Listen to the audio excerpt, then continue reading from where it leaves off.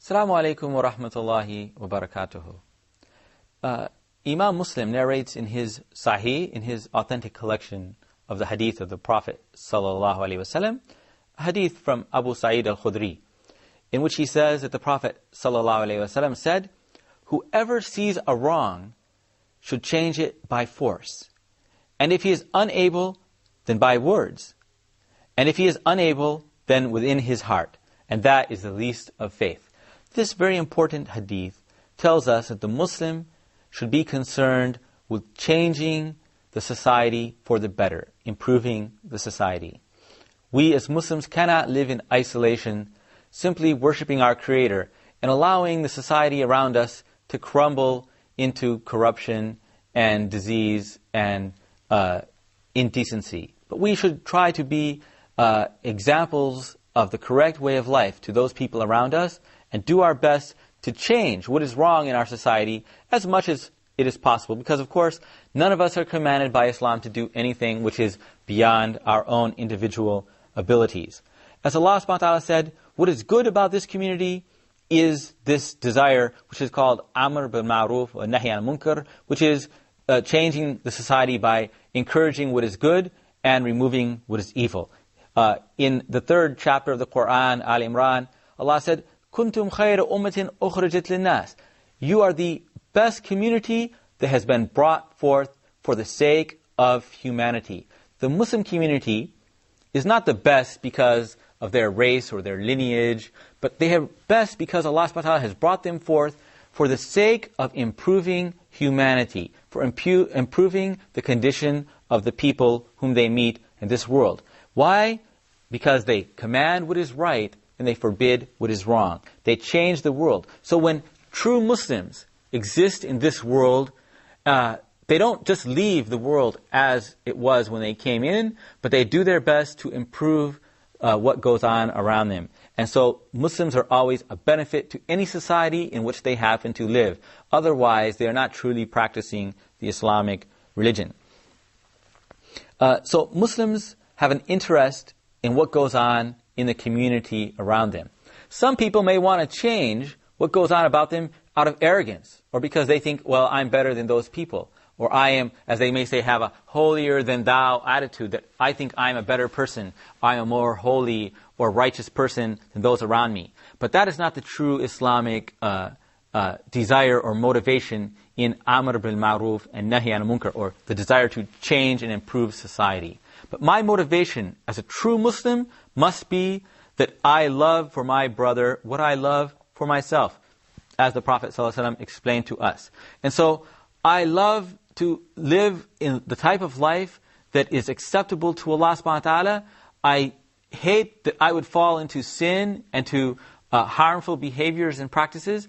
And so when I look about me and see my other brothers and sisters lost in sinful behavior, or not following the Islamic guidelines, I feel out of compassion for them and love that I want to help them and lead them. And so this shows you that the person who truly has the Islamic motivation of love and compassion for others will take the means which are most likely to be effective in dealing with those people.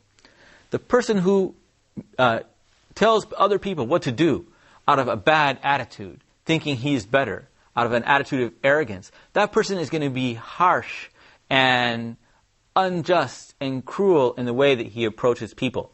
Because very often, such people don't really want to change the society at all. They're not really thinking about the welfare of the society. What they really want to do is simply prove that they are better than the people around them. So, if I find myself in a place where I'm the only one who is making prayers in the mosque, and by my attitude, I drive other people away from the mosque by my bad behavior, then I'm not truly following this hadith at all. But what I'm doing is simply trying to prove that I am the best Muslim in this neighborhood. But if I really would love all of my neighbor Muslim brothers to join me in prayer in the mosque, then I'm going to try my best to have the kind of behavior, the kind of human relations that will attract them. And of course we know that we can attract people through good behavior much better than we can force them to do things in a harsh method. So I feel that I love my community, and I love the members of the community, I love the people around me, and I want to help them as best I can. Also, I have a fear of Allah subhanahu wa ta'ala in my heart, inshaAllah. And that fear of Allah is that Allah has told us in the Quran that if a community is corrupt and base and disregarding Allah subhanahu wa ta'ala, that they're going to be punished, the whole community is going to receive the punishment of Allah subhanahu wa ta'ala. If we were all on a boat, and one person in that boat started damaging the boat, and other people started damaging the boat, and nobody fixed the ship, sooner or later the ship is going to sink. Even if I didn't do anything to damage the boat, but I didn't try to stop those people from doing what they are doing, then I'm going to sink along with them and drown along with them, no matter how good I may be. And that's true of any community.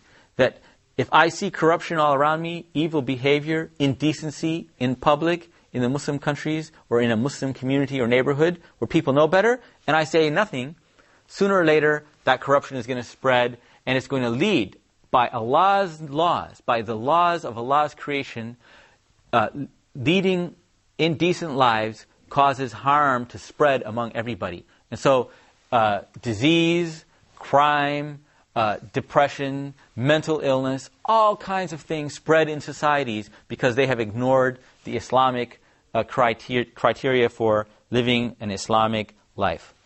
So Muslims have a responsibility to assure that their communities follow a minimum level of public decency, which is taught to us by Islam. Now that means that they see publicly behavior being carried out which the people in the neighborhood or in the community know are indecent and immoral and are against Islamic teachings. This does not mean that we are allowed to spy on people, break into people's homes and check on them and see what they're doing in homes, because we're trying to prevent public indecency. And we don't have the right in Islam to spy on people. We don't have a right to enter other people's homes unless there is proof that there is a crime going on in that home, or there is an alarm has been set off that there's a robbery or a murder taking place in a certain place, and the police must, of course, enter immediately to solve that or to prevent a crime from taking place. But as Muslims, we don't have the right to spy on each other, follow each other around, look into each other's homes and see what's going on and try to catch something. Now, if people in the neighborhood know, for example, there's a house of prostitution in a neighborhood, the neighbors know such a thing exists. They see people coming, or perhaps there's a drug dealer in a neighborhood, and people see all hours of day and night people of very bad behavior coming and going from that house, and they see what is going on. The neighbors inform, for example, public officials. Then the public officials have the right, and in fact the duty, to investigate this behavior because there's evidence from the public in general. But we're not allowed to follow rumors. Oh, there's a rumor about so-and-so, or I heard about so-and-so, or I'm suspicious of so-and-so, because suspicion is not Islamic evidence, and it's not correct for us to form any type of judgment in our treatment of people based on suspicion or gossip or rumors. Also, it's meaningless to try to enforce Islamic standards on a society that is totally ignorant of Islam. And this is why there cannot be Amr bil Ma'ruf and Nahi anil Munkar, enforcing what is right and forbidding what is wrong, when there is no da'wah and when there is no teaching of Islam. The Prophet ﷺ spent many years gradually teaching his companions the Islamic way of life in order to create an ideal Islamic community, and a model community that still exists for us in the Sunnah of the Prophet ﷺ, that we can admire and we can try to emulate. But he did not come the first day the Quran was revealed and try to enforce Islamic behaviors on the society of the pagans living in Mecca, in Arabia at that time. That would have been meaningless and impossible.